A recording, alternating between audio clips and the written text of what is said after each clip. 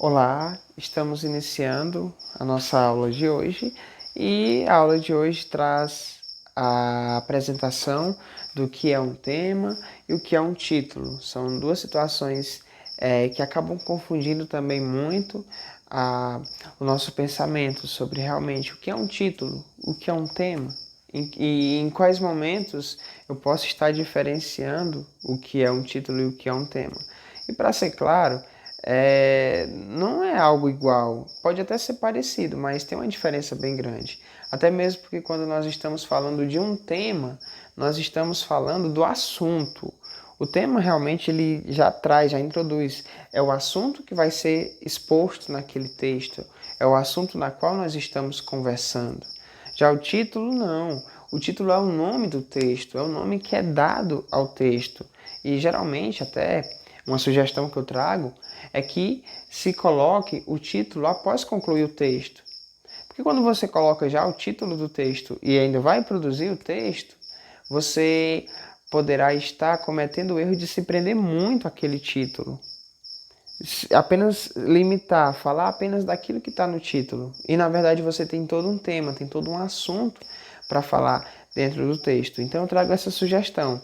Você primeiro produz o seu texto e depois, logo em seguida, é que você então vai colocar o título para ele. Até mesmo porque o título é o nome que você dá.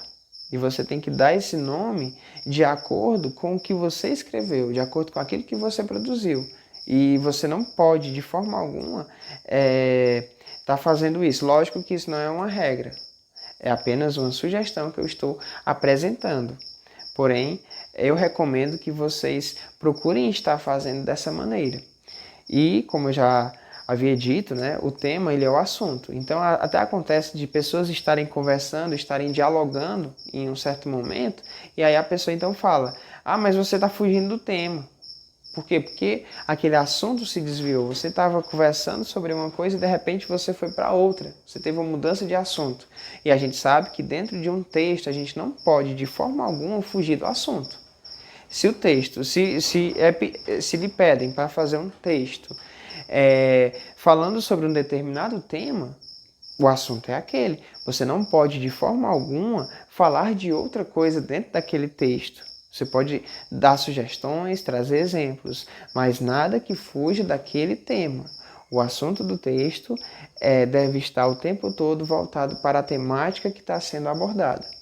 De forma alguma você deve citar outro tema, outro assunto que não corresponda ao tema principal do texto, ao tema que foi dado, ok? Então, tema é o assunto do texto e título é exatamente o nome que você dá ao seu texto, ok? Então, pessoal, essa é uma explicação bem breve, bem simples, realmente é algo que fica na cabeça da gente como algo muito confuso, mas é uma coisa muito simples e muito fácil. Então, pessoal, até a próxima aula e tchau!